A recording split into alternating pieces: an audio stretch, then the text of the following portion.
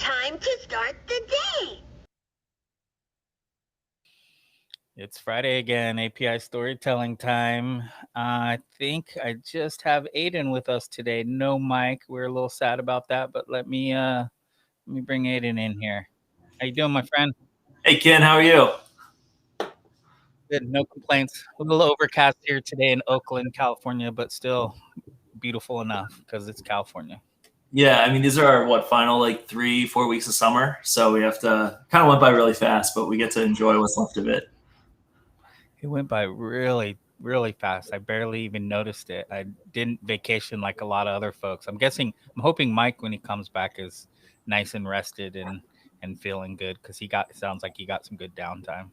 Yeah, I remember the first time I met Mike. It was right before he started his August enclave retreat. I don't know what he calls it in the household, but he doesn't do as much during August every year. And it was like, man, like that's actually like a good idea. Like I should. I don't think I can't arrange for that right now, but like having like that mid-year kind of respite is probably super good for like the way his brain works and how creative he is. Like I'm sure a lot of really good stuff comes out of that. Yeah, I really wish I could engineer my life to be like that, but it's hard to change my behavior, and I'm so used to just like for me, the vacation time in the summer and the winter is always time to catch up on the things that matter to me like that I don't get a time to. So, and I'm so not used to having a job and a paycheck that like I always have to be hustling. So I never do those things, but I would love to change my behavior, but I think that's easier said than done. And I kind of want to start this show on that note, I guess, because two things. So one, the opening, the little image that my friend Julia had created that became the image for this show because it was the first thing that I could find that kind of spoke to me. It took like 20 episodes before I increased the volume on that. For some reason the volume wasn't loud enough. So finally, like 2 episodes ago, I increased it and added the new graphic. And so that change took me like 20 weeks to, every time I'd open the show and close the show, I'd be like, I got to do this. And it's like 5 minutes worth of work, but I just couldn't fit it in and prioritize it. And then I would say the other aspect of starting this show that we were just talking about before this is we we've played with different video software, conferencing software to do this show. And we were in Zoom, we were in Google Meet, I think, and then now this is Restream is what we're using. And one of the sorry, noise outside. One of the things that we're notorious for is we would start talking on and we wouldn't hit record, and so Yeah. we'd say really cool things and it wouldn't show up. And so we used to go from Zoom to this is we would have everyone come to Zoom, and then along the way I realized the URL to join Restream is the same URL. Like it never changes from week to week. And so there's like no reason for me to have people going to Zoom, all of us aggregating on Zoom before we come here. And after a while, I'm just like, oh, well, I'll just update the calendar invite and we'll come straight here and cut out. But again, changing behavior and changing process. Like I know it needs to be done. It's easy. I have full control. It's like 5 minutes, but it still takes me weeks to do it and set that in motion. And it's really loud here today.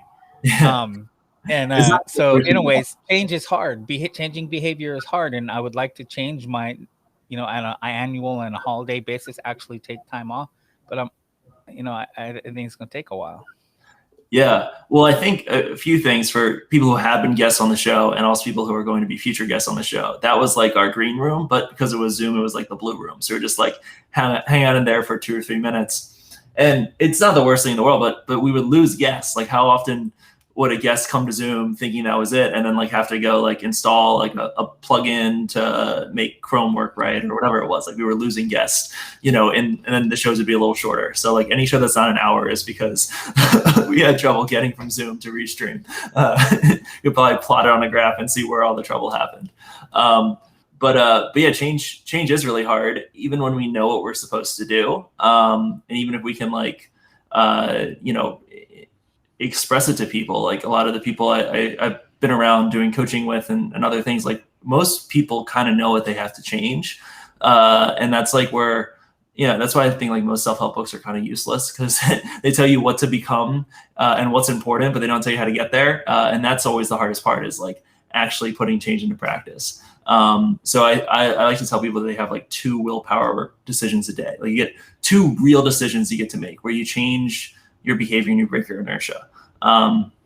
And that might not be true. It might be 1, it might be 4. I don't think anyone I've ever met, even really impressive people, have more than 3 or 4 like deliberate choices where they break their habits every single day. But just thinking of it as a model like that, where you have 2 a day and then having to go figure out what they were and write them down, makes you conscious of when you're making choices. And just that awareness is more powerful, I think, than anything else. So that's been effective for me, is just like trying to remember every single day, like what were my 2 choices today? And if I go a couple days in a row and I don't think I've made any choices, I'm like, oh, well, that's bad, because you can either make choices or you can react to things. And the second one usually doesn't pattern you towards what you want.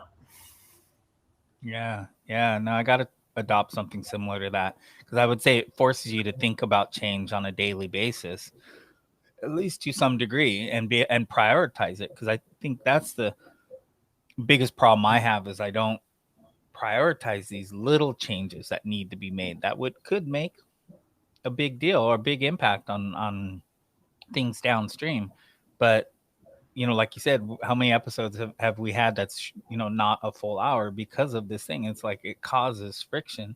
And I think when bringing it back to the API world, I think there's many of these little changes and little tweaks that we could make across the API lifecycle, across our teams, that would reduce this friction for folks.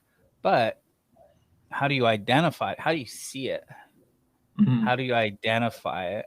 And then how do you get everyone seeing it and identifying it and having a conversation? I would say, if we're going to talk about something today, it's like one of the things that's on my mind, I'm writing about right now before we started this, is how do you get everyone on the same page that this change, it's not just Ken needing to make a change. This Mm-hmm. is organizational change or operational change or team level, group, line of business change. How do you get people seeing that this need exists, seeing it in the same way, and getting consensus on it, and then doing it, and setting it into motion, and then doing that many times over? As you said, every day we should be doing this operationally, it seems like. Yeah, like we have to, the goal, I think, like institutionally, is the same as the individual goal, which is to take something we know we need to do and to turn it into a repetitive thing, and to like make the thing that we have inertia on the behaviors we want to practice. Like I'm addicted to running, and I have a friend who studies addiction and does fMRI stuff, and like she said so many times that the same pathways that help people get through their healthy behaviors are the ones that help sort of perpetuate these unhealthy behaviors too.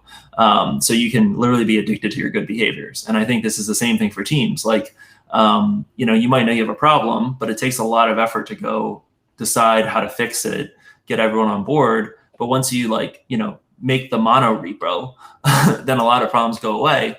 And then like the idea that we're ever going to work without the mono repo is like absurd and preposterous, until the multi-dimensional mono repos come out, and then we have to do the same thing all over again.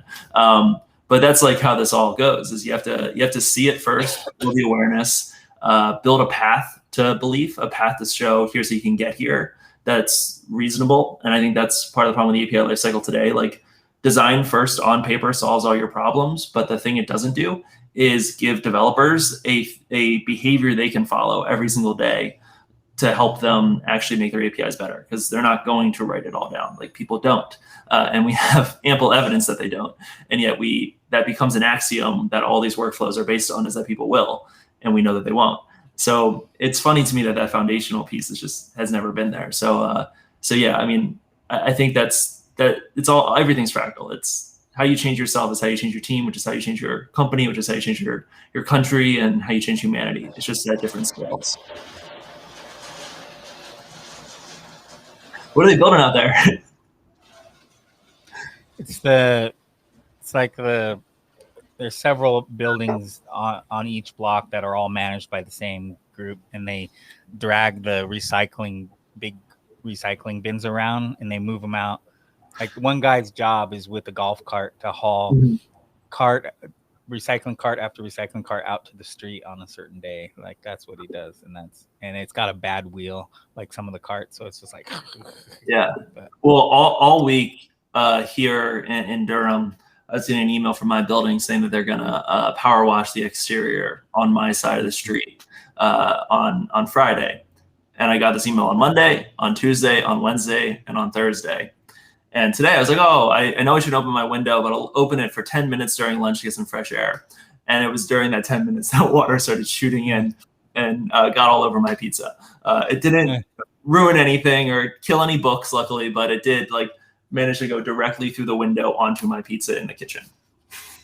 Yeah, living in these environments where those types of things happen, we're looking at buying a house, and I keep thinking of like the trade-offs of, well, do I want to own my own house again where I've got to fix, like I'm the one doing the pressure washing, or or I guess I got to hire someone to do that. But I like living in a shared communal environment where things happen, but the scheduling of those things, the communication around those things is not always the easiest. Yeah. Yeah, I mean, I could go back and forth this a long time, but I have no interest in owning a house. My friends who own houses, it seems like every weekend they have to work on their house, and that it schedules them, and that just doesn't seem worth the equity you would build to now have to randomly buy a new refrigerator or clean your walls or whatever people do with houses. But I don't know, maybe I'll change my mind at some point in the future. But right now, that's not in my cards, and it's I don't want that to work. That's good. You're in a healthy place. I'm going on. This will be my 4th house that I've owned, and I have I'm not buying it yet. I'm still happily renting. But the other 3 that I've owned, I've always managed to either build the house or gut it and completely remodel it, get it done, and then move out as soon as you get all the things live in a perfect state. And I don't know what my problem is, but I've done that 3 times now, and it's obviously some behavior needs changing, but I'll have to figure out what that is. I mean, I also like a problem. We are our own worst enemies in that way sometimes. But back to the API lifecycle and change and getting people to notice things. So what's, from an optic standpoint, okay, you identified something. What's the best way to get everyone on the same page? How does that happen? Is it through existing communication channels? Is it storytelling? Is it, how do you recommend your customers once a signal, once you identify the thing that needs changing, what happens after that? Do you mean sort of the team's process they follow, or how Optic helps them talk about API changes? Because those are slightly different things. I just want to make sure I'm answering the right question. Let's start with just the API change, the immediate. I noticed parameters. There's a bunch of new parameters in through some log files or some way. I was notified that there's some changes that need to happen that happened on an API that we need to propagate and make everyone aware of and accept that change. That we found that evidence. Now I need to get everyone on board with that and make sure it's what it should be. Yeah, so this is one of the things we've been changing in the product the last couple of weeks. But it used to be very much Optic is detecting these changes either in a real environment or in your test environment or as you're working locally. And what we realized looking at the larger teams that have adopted Optic over the last couple of months is that they were actually not running it all the time, detecting changes. They were going in and using it for a couple minutes at a time to show each other what they had changed. They were using it to show their work. They were saying, here's what I have done to the API today to implement this Jira ticket, which is a capability or a feature that supports this business case that we have. So really, we've sort of inverted the story around helping people actually broadcast their changes. So you can go in and click a button. You can say, use Postman as your evidence source, show the API change you made, and then that will show up to all of your team inside of Optic, but also inside of GitHub when you open a pull request that has that code which changed attached to it. So really what we're trying to do is, ground the specification in both how the real API that's been deployed is working and how your code is changing over time. So there are code changes that are connected to API changes. There's just not a strong link between them today. So there's really good channels for this. Like code review is a really strong channel. Most teams do code review whenever they check in code to their repo. And we're just hopping onto that train that already exists, because to say like you need to learn to go track changes to your API in this different place than where you track changes to your code seems like kind of an extra step that is harder to learn. So I think we talk about this a lot in like Keystone Habits in Atomic Habits, the book, is like you have to leave like breadcrumbs for yourself, like to help you change your behavior. And if people are already in a reviewer's frame of mind when they're looking at a pull request, that's a really good habit loop to jump into, because they're already like reflecting on their colleagues' work and ready to have a conversation about it. So we just try to go with sort of that natural inertia that's already there on the team. Yeah, that makes sense. And then augment it with a Optic specific dashboard, so there's notifications and collaboration opportunities in there. But then it's really about injecting it into whatever the existing workflow is, and most organizations Git workflow is it makes a lot of sense there. So I mean, I support that. I think the Git workflow from a pull request as well as an issue standpoint, there's natural, people are used to that right now. In the last decade, that's become a common. And that when it comes to velocity, that's really essential, I think, is just layered in there. This is where people already are. These are the workflows they already already realized. And then would you say the Jira portion, then it's up to them manually to do the kind of Jira portion of this, or is that going to be on the Optic radar as well?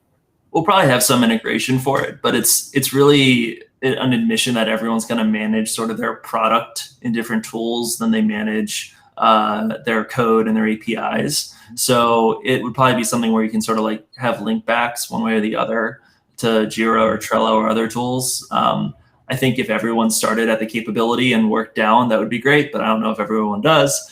Sometimes things kind of go in both directions, so I'm not going to get too tight on any of those workflows. But I think the really important part is, that's the consumer story. Sorry, the producer story. That's how people on the team can talk about the changes that they're making. GitHub has files changed. Right next to it will be APIs changed with Optic. Like, you can learn that. Cool. On the other side of it is for the consumers. So just because I updated an open API spec doesn't mean that change in the API's behavior actually exists in production yet. So if I'm driving my documentation off of that, my consumer might be confused because that thing doesn't work the way it says it will. So that's the other part of Optic, where it will actually learn how the API is working in all the environments, figure out what versions are running where, and then make sure that you can notify your consumers whenever a change is going to happen automatically. So that sort of thing is kind of the second part of the story, where you don't just tie to the reality of the code, but you tie to the reality of what's actually deployed and living in these real environments. Yeah, and I think that really gets at one of I think what confuses people about proper, not, I wouldn't say proper, but sensible communication or ongoing communication and informing all the stakeholders around change, API change, is most of us are in our little silo. We work in a company, we see our team, we're part of those Git workflows. We're not in the mind of our consumers. And sure, we're supposed to, everyone keeps telling us all the time, pay attention to the consumer, but depending on your role, unless you're like in a support or a specific role that dictates says you need to pay attention, we're just not going to think about it. And so having that that dual communication or dual ability to tell stories around change and is pretty critical. And I had another point and it just slipped away, but yeah, it just that dualism I always find people struggle with the most. Yeah, I mean, APIs are relationships. I think this is the 100th time I've said it on the show, just to get a star for that. But there are relationships between people. Like I see kind of like version 20 of Optic in a year or two being a relationship manager for all the different capabilities inside of companies and between them. Like that's what this stuff is. Like fully realized. Like that's what the industry's sort of been moving towards. And it's all about that collaboration. So Stephen Meisel is writing an ebook about this. Early plug here, coming out in a couple weeks. But it's all about the consumer relationship side of the story. We have a lot of resources about the sort of producer side, and we know practices, but don't really have like good practices for how to deal with consumers. And one observation he had, which is sort of like key to the whole book, is almost all of our best practices in the API space kind of assume that we're not talking to our consumers. It's like, don't change anything. Like a breaking change is about a schema, but it's actually about the consumer. Like, is it going to ruin their afternoon or not? If you can plan a change with them and have a conversation, it might be easier for them to update their code now to adjust for a change that you're making than 6 months from now when you've piled 50 new fields in here and never deleted anything and the API is hard to deal with. So like there's all this short-term mortgaging that we do. And all these assumptions like, oh, we can't break a contract. It's like, well, what does that actually mean? Like a contract is between two people, not two APIs. And we lose so much of that in our tooling. And it's almost like very tech bro-y, like, oh, well, we're not even going to talk to the other people. Like we can't do that. Like that these are relationships. So it always is fascinating to me that we think of this stuff as technical problems and like, oh, we'll just build a distributed type system and then everything will work. And it's like, that's not what the problem is. Like it's always, I tweeted about this a couple of weeks ago. There are no dev tools. There are just tools that help you find people problems inside of your technology and stop some of them from happening. Like that's all that this stuff is. And people act like it's like supreme and special, and it's not. It's just there's people problems encoded in technology. Hello. Well, but what if those people? What if we talk to them and then? What if they want to keep talking to us like on a regular basis? That's just super scary. No, I'm kidding, but I'm always blown away by the walls we put up between producer and consumer. And I see this quite often, helping people go, hey, if you put your API in the Postman API network and create a public workspace for it, you can engage with your users and they can comment right there on your open API in your collection, and you can have a conversation with them. And they're like, that's the last thing we want, because then we're going to have to support them.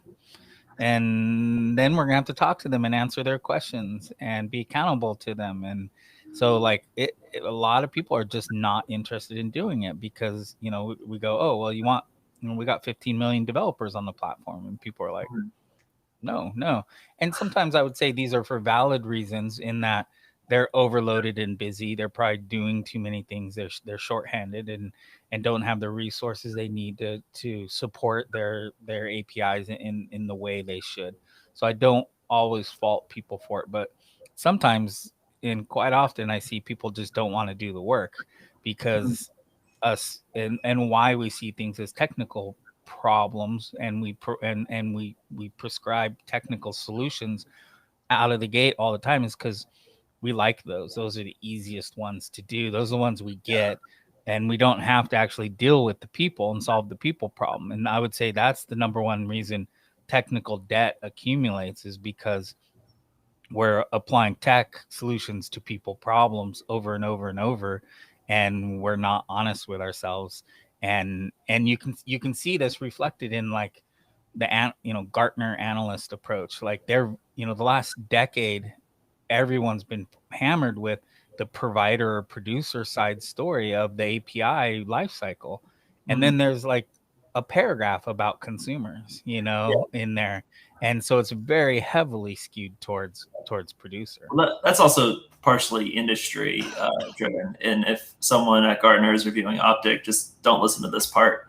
But the people who are paying the cabal to write about them, I'll say the words, you have nothing to do with it. The people paying the cabal to write about them are the people who are selling API tools, and the people who buy API tools are the producers, traditionally. So I think there's always been like this strong skew that way.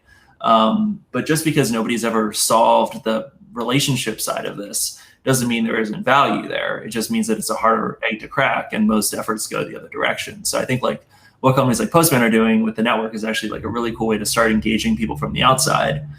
We've been talking about at Optic, now that we have proposals and anyone can propose an API change and get it reviewed on their team, what if you let the consumers of the API propose changes too? What happens then? And then you can say, I'm going to approve this, reject it, or approve it with a few modifications. And now your consumer's getting notified when the thing's done. Like 95% of APIs are internal and have less than 10 consumers. So why wouldn't we do something like that, since there's such tight relationships? So they could be. Well, you've seen over the last 5 years, I've seen the number of submit or contribute buttons on API documentations, because they're running on Git, they're running, people and API producers are waking up. Hey, people can help us keep our docs up to date. And then I've seen also an increase in user acceptance testing. I know quite a few enterprise organizations who have, with partners as well as publicly, high profile customers, that they allow, they want user acceptance testing, that, and they own the user, the consumer owns the test. And so what if all of that went upstream to the spec itself? So you're not submitting a change to the docs. You're saying, here's the behavior, and maybe some of it already exists, but it's obviously not, if it's not documented, it's not in the open API, or it's not whatever the contract. There's a miss. But what you're saying is give people the ability to produce the evidence on a producer or consumer side of change, and then have that be accepted from the producer side. Yeah, definitely. And they don't even have to be able to edit the code. They just have to be able to say, I'm going to send you, these sets of IDs, and I want you to refund all the orders in that array. And here's the response I'd like to get back. And then the producer can decide, we can do this, or we're not going to do this, or we're going to do this, but we're going to do it this way, and start that conversation. And yeah, like a lot of APIs, I think, become worse over time.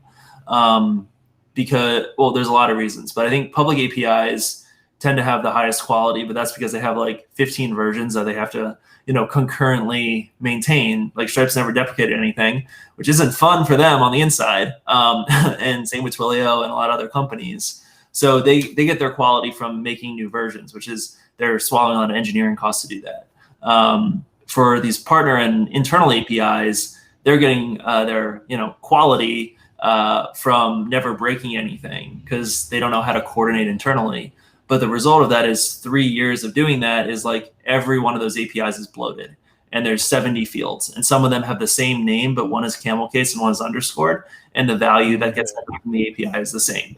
And it's like it's designed around, we never wanted to break anyone or ruin anyone's day, so like we never had hard conversations and made any changes. And now when we hire someone new after 3 years of this, like the API is impossible to use. So these tiny little things, I call them dark forces. It's when the gravity towards the status quo, or the gravity towards like avoiding the hard conversation is a tiny little force, but that tiny force aggregates over time and like makes the whole world around you worse. And both of those things kind of happen because we don't have a way of having relationships with our consumers. So like, the Stripe API clients, like, why aren't they self-healing? Like Superface is doing some great work with this stuff. I'm really curious to see what they release this fall. But like, why do we even have to know how the Stripe API works? Like, well, why do I even have to think about that? And why can't there be like 20 different variants that use the same APIs under the hood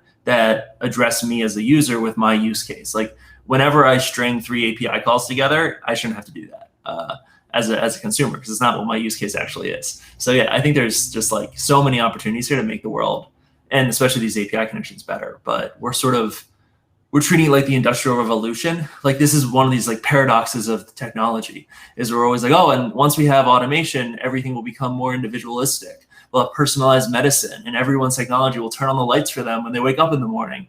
And the opposite has happened in so many spaces. Like we used to handcraft digital relationships in the early 2000s, where we'd have one specific API we'd integrate with. And now we have this sort of these monoliths. It's almost authoritarian. This is the way it's going to work, and it's never going to change. And it's like we didn't actually get that promise that we thought we would get. And it's all about scale and efficiency. It's like, well, you can find a way to scale this, like and make it efficient. Like, why can't the consumers just say what they need, and the producers can decide, oh, well, I'm gonna implement that, or I'm not. Like, and maybe my competitor will. That's how this sort of marketplace should work. Like a functioning market has supply and demand, and they can float independently. But we don't really have a marketplace like that today. We have supply, which is like the producer side. We have demand, but there's not really, it's inelastic. Like people need to be able to process credit cards. So they go to the store, and there's like, a false choice, like 2 chocolate bars, both made by Hershey's, instead of like, oh, I want this. And there's no way to say that I want this part. So I think that's one of the weird techie things that I still don't understand why we're here. I could go on for hours, but I'll leave it there. So within that, what about when the consumer doesn't know what they want? I guess somewhat answering my own question in a way that I guess they're really not ready to be a consumer yet if they don't know what they want. But what if they're not an informed consumer? I'll state it that way. How do they can we still allow them to ask questions and then lead them and then educate them about what does exist and say, well, that already is there. That already is there. That already exists on this part. You just didn't see it or know about it, because you get a lot of drive-by people who don't necessarily know what they want, but they feel like they understand what you're offering, and maybe they don't.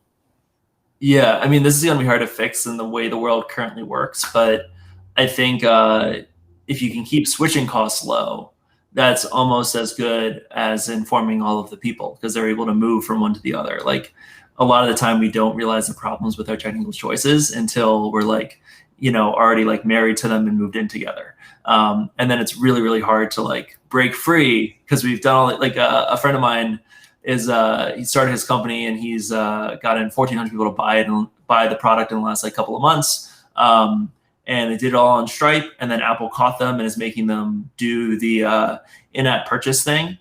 And now they've got to re-architect everything around this thing, and it's going to take them months to be able to. They're not allowed to update their app for months now, so they're like in a bad jam. Like someone, oh, I should have read the Apple terms of service. So whatever. I mean, who's going to read that? And like no one expected to take off so fast.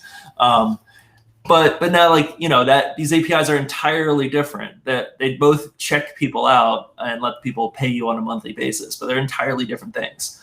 Now someone has to go figure all this out. So the fact that that's not just something where they can switch and say like, oh, now I want people to be able to put a credit card in, and I want to get money from them every month. Like, why is it so different to do one versus the other? And I think that's there's a lot of economic reasons for that. Like people want to build these moats. And we don't necessarily want people to be able to quickly, get up and try the other payment processor. Like Stripe doesn't want people to be able to go walk over and have API compatibility with Braintree, like obviously. But we all suffer from that. Like people playing small competitive games between 3 companies who provide a service are the reason why we all don't get the APIs that we want. So this is the way it is. No, this is a good direction. I would say to take this. So who does this responsibility lie with? Because I've long advocated for standardized APIs, and I mean the surface area of the API, so the FHIR specification, the PSD2, and it's not like that's anything new. Those standards have been around for a while. There's been other common standards. There's been industry set standards like Amazon S3 as a storage. Yeah. So how do you change because that's the business politics APIs with Stripe and Apple in what you articulated. So how do you change that behavior? Is it regulation? How do you set this world that we would like to see in motion? I mean, we can brainstorm. I know whenever I try to change something big in myself or in the market, I always try to understand why things are the way they are. And I think that's something a lot of innovators kind of ignore. They're just like, oh, well, it could be better. And usually if things have reached a stable state, it's because things are the way they are for good reasons. And you don't have to like them, and you can think they're unjust, and you can want to rile against them, but they are the way they are for a reason, and you best understand what it is. So if you think about the Stripe example, why doesn't Stripe standardize their API? Because in theory, they could pull people from Braintree and PayPal and others. Why don't they do it? Oh, that was a question? I mean, I know the answer. I have an answer. Well, because I mean, I would say first and foremost, I mean, it's more of an Occam's razor type thing, and I don't. Most people are not, evil master planning and going, hey, we're gonna dominate by having a totally weird API that's different than everyone else's. We genuinely believe our solution is the right one, and ours should be the standard. And we're not actively stopping other folks from copying our API, but we're not going out probably and doing the due diligence on what other APIs are out there, and critically breaking down how they design their APIs and going, should we use that or should we use that part or piece? People just aren't used to doing that kind of homework and due diligence. In my experience, they're just like, I know how this works. I'm going to build it like this. And then I have a feedback loop with my ecosystem, and I'm going to take that and I'm going to iterate, and we're off on our own journey down our own path.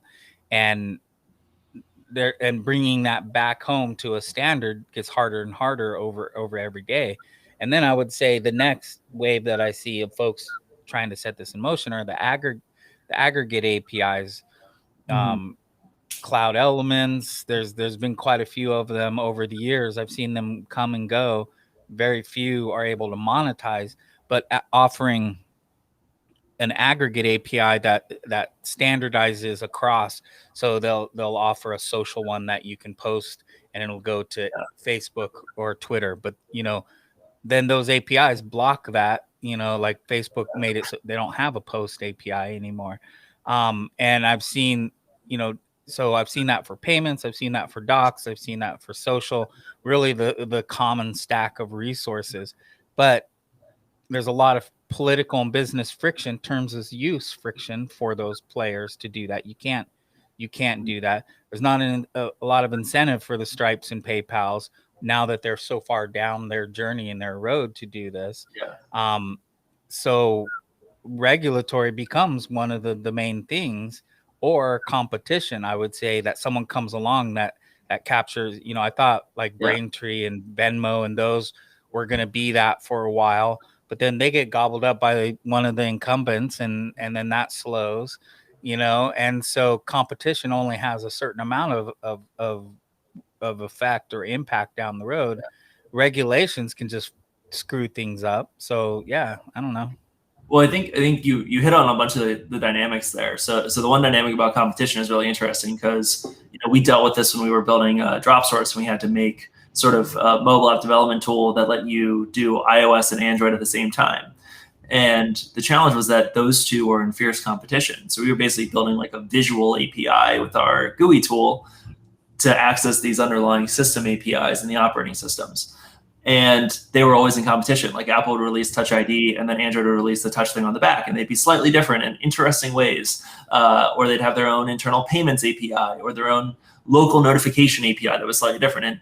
And what you realize, when you're trying to build these least common denominator platforms, like the aggregator is the same kind of thing as the cross-platform dev tool. Like it's almost the same thing. You're buying the insurance of being able to go to both places or all the different sources if you ever wanted to. But the way that this breaks down is the way you get ahead competitively as one of these options is to add new features or new things that the other things don't have. So you break standardization in order to get ahead. The only other way you can compete is on price. And nobody in the space wants it to become a commodity battle for who gets to process the payments. Like there's no incentive for any of the players to let the competition move to that place, because as soon as it does, all commodities get cheaper over time because it's just 49 cents, 48 cents, 47 cents. Like, it's an endless game theory thing where you change the price every month. Yeah. until it becomes free. Yeah. That's what's going to happen with like all these cloud services. Like AWS is, the long arc of like revenue per service for a lot of these things like goes down like over time for them, even though more people are using it. Like things are getting commoditized every day, and that's a good thing. It's nice that we can build houses because wood is commodity. Well, not so much this year, but has been in the past. Like, and it wasn't for a long time. And bricks were really expensive for many decades in a row.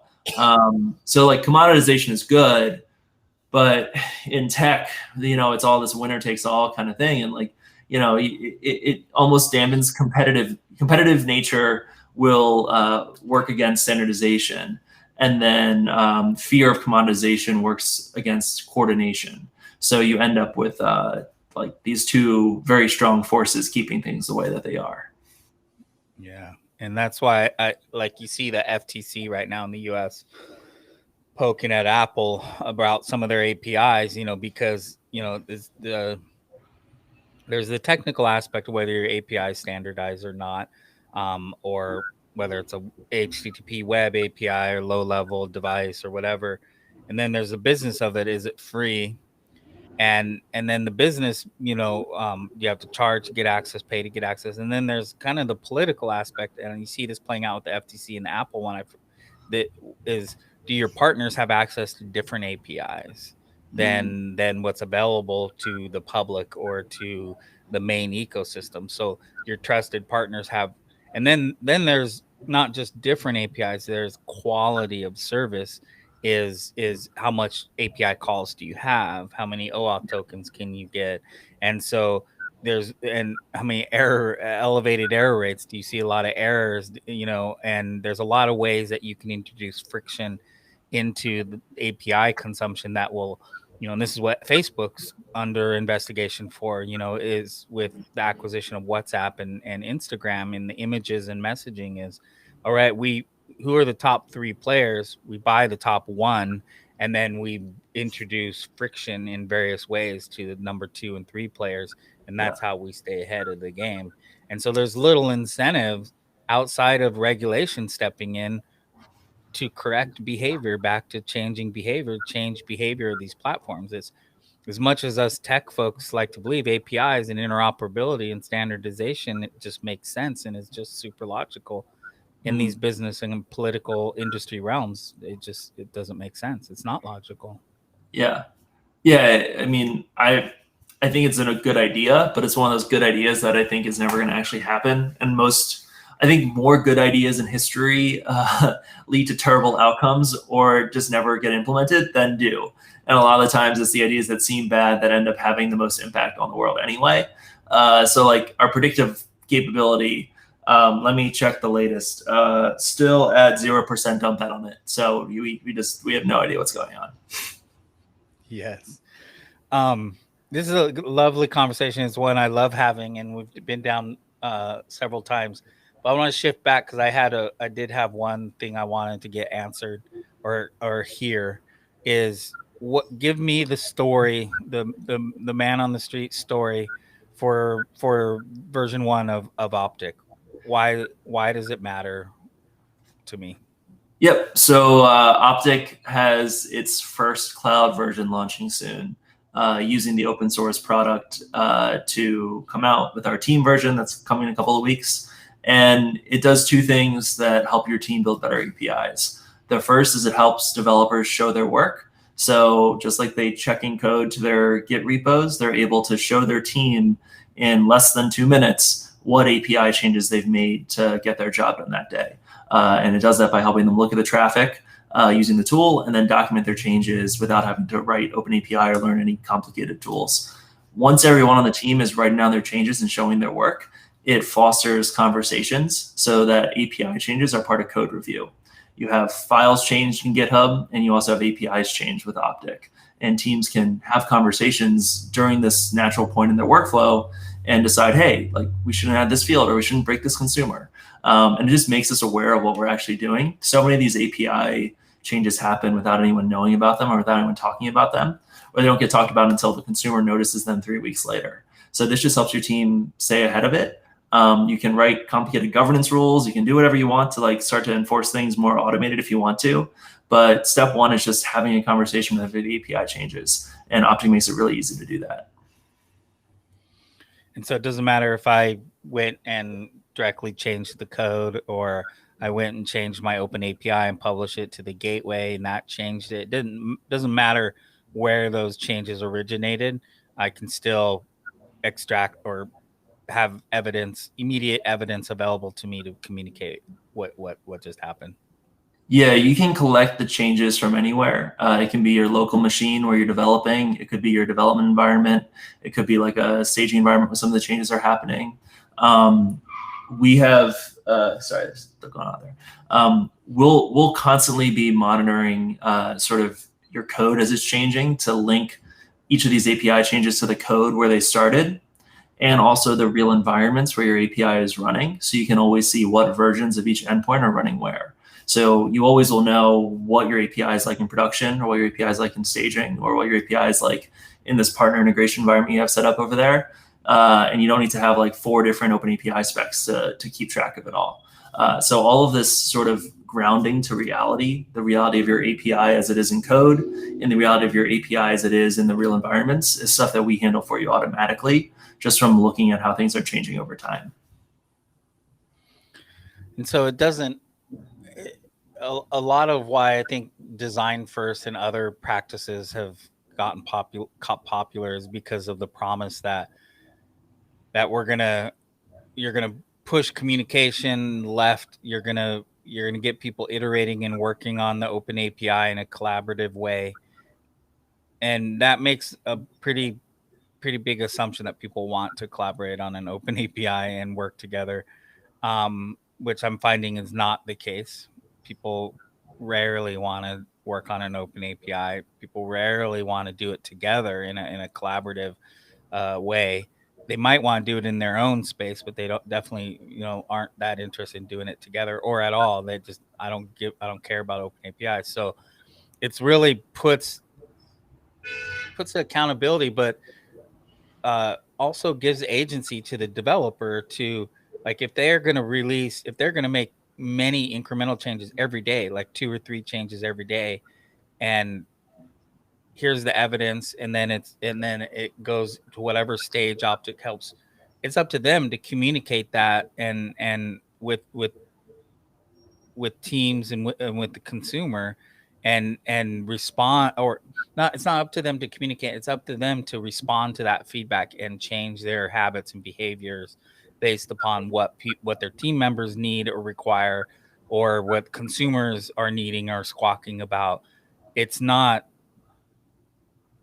forcing all of those people to be part of the process early on. Like, all those people aren't going to come together and work on the open API. It's like, just make this change.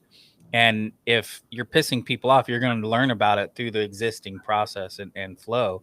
If you're doing it well and you're listening to people, it's going to be smooth and frictionless. We're not going to fix this by getting everyone involved in a design API design first process and bringing in consumers and all team members to that. So yeah, no, that makes a lot of sense. I have a question in there. At least not requiring it. Like, if you want to invite your consumers to +1 certain kinds of changes, you can. But the idea that you have to do all this on day one, like changing a team's habits are hard. And if you require everybody to change at the same time on day one for your process to be effective, it's not going to work. It needs to be more progressive. So, we see a couple people on the team writing down their changes, and then more people start writing down the changes. And then there's some endpoints that Optic knows a lot about, and there's some endpoints they don't. And then within a couple of weeks, the whole team comes on. We have full observability into how the API is working and changing. And over time, you can say, oh, well, now we're going to send the change logs to our consumers, because right now they're asking us on Slack, yo, why'd this change? And we'll just give them a way to subscribe to the changes. So I think, building in these pieces so they can come together incrementally is really important because, like nobody, especially your consumers outside of your organization, like how are you going to change two orgs' behaviors? If that's a prerequisite to your process working, like that's a bad thing to bet on. Yeah, or I mean, I would say just as much internally within teams. I have a handful of APIs right now where I'm like, okay, here's the open API, here's a mocked version of it, here it's documented. What do you think? I have no idea what you're talking about, bro. Like, I don't have the time to read your docs. I don't have the time to get up to speed on what the hell you're talking about. It doesn't matter to me. Yeah. And so, like, okay, well, I'm just going to set these into motion and I'm going to show how they work. I'm going to move them into production, get that V1 out the door, or V.001, and start using it in an app, building a website, a mobile app, showing it, getting other people using it, getting feedback, and then go make the next change, and keep iterating on it until my team notices and cares about it because, oh, someone else tweeted about it. Oh, someone else wrote a blog post about it. Oh, hey, someone's, and then they're going to notice about it. So like getting the attention of my own team sometimes in doing this stuff is proves to be a challenge. And so the storytelling around this type of release process and just moving and just going is I would say is just as important as the life cycle, like having a perfectly defined or honed life cycle. Yeah, I think at the end of the day, you track your changes, you talk about them if you want to. Maybe you'll talk about all of them, maybe you'll talk about some of them, but when that thing does break that mattered, you can go back and see when it changed and how and why and by whom. And I think a lot of the time people get motivation to change from certain acute events. So like if you did something that caused a real issue to a customer, then like the team has to have like a postmortem and they have to think about stuff. And like a lot of people who come into our funnel like just came off of like a disaster moment where they're like, we had this big issue that happened. We deleted like 5 endpoints that we didn't realize all our customers were using, and we had to delete them because 6 months before that we made poor decisions. And like that was one of the big insights we had early on working on Optic is that people actually don't care about breaking changes because they know that sometimes you're gonna have to make them. So like don't catch every single breaking change they make. They also don't want to catch them in production. They only want to catch them like before they've been made. And most breaking changes happen because somebody did something and made a poor design decision 6 months earlier. The reason why we had to delete that object was because it had sensitive user data that someone put in there, and our consumers are relying on it. So just giving people the ability to reflect on what they're doing, just like they have code review, it solves, we think, a lot of the problem for folks. But then it is up to every team to decide how much they want to get into this. A lot of people say approve to my pull request. And I'm not sure if they actually looked at it because I opened it a minute before they had approved. But at least it's there and it's been audited. And that this change was introduced in this branch of code and this person approved it. And this is what changed. And hopefully, people are excited to get feedback from their team, excited to have conversations about APIs. To be API first, does it really mean that we design everything first? Or like, I don't even know why we have these terms in the industry. Like, just means being API first means like we try to do a good job and think about our API and our consumers and what our company is here for or our product is here for. That's all it is. I don't care what you do. Like just think about it. If you want to print out, change logs from Optic and sit in a circle with highlighters and talk about things, do that. If you want to do it in our tool, do that. Like if you want to have a phone call, have fun. Like, I don't really care, but just talk about stuff. And if we can lower the friction to having the right conversations, like if to have a conversation about an API doesn't mean someone has to write open API for 40 minutes so they can have this artifact to talk about, and they just click a button and say, Optic, go look at what I changed and then tell people about it. Then you can actually have the conversation. So like these little friction points, just like there's inertia that keeps the world the way that it is, if you remove certain kinds of friction, you can get people to work in a better way by like using those same sort of like laziness and sort of, I don't want to call developers lazy, but they are sometimes, and inertia towards just like doing what is simple. So if you can make the right thing easier than the wrong thing, life can maybe get better. Yeah.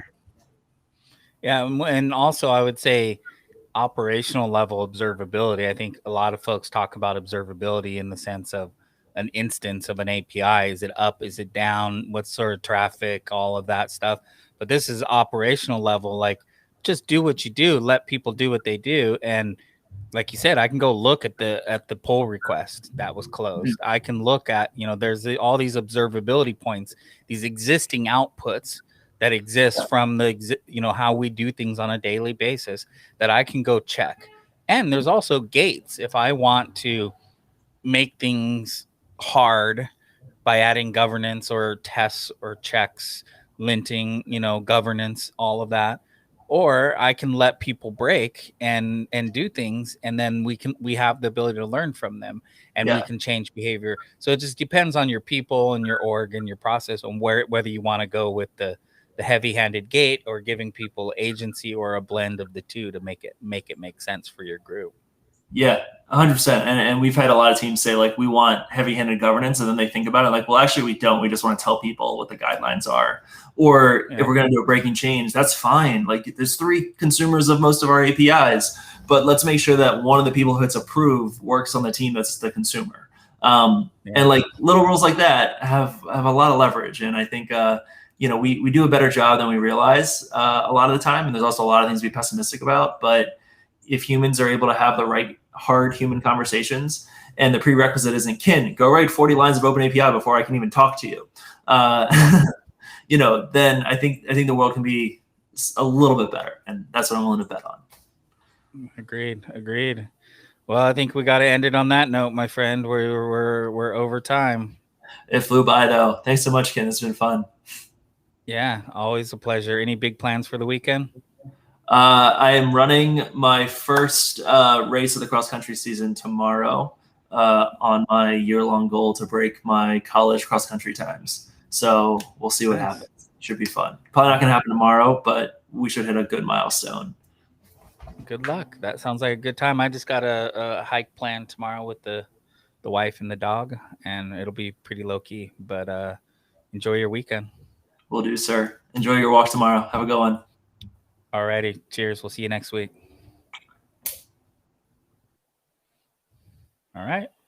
That was a good one. Always love talking with Aiden, making sense of all of this. I think I think the goal is, one, I'm looking forward to Mike being back next week, and we have a couple other topics we want to dive into. But I think you'll keep seeing Aiden and I trying to figure out a lot of the realities around the API lifecycle, because it's pretty top of mind for a lot of organizations right now, and that's why Optic's doing what they're doing, and definitely priority for Postman. Anywho, have a good weekend, everyone. We'll see you next time. It's story time.